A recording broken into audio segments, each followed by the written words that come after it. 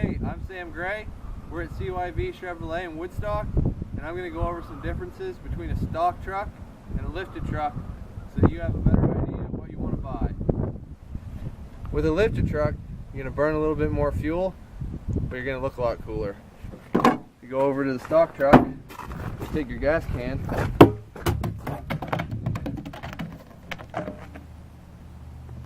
you can kick that to the curb. With a lifted truck, you have more ground clearance. You can take this thing wherever you want to go.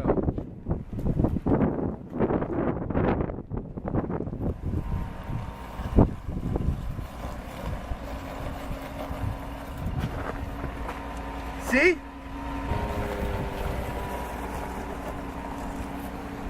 Look at that. Oh, my glasses. Mom's gonna kill me.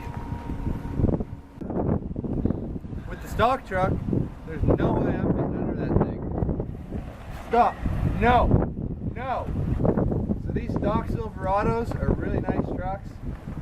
Great looking vehicle, but nothing's gonna turn heads like that thing.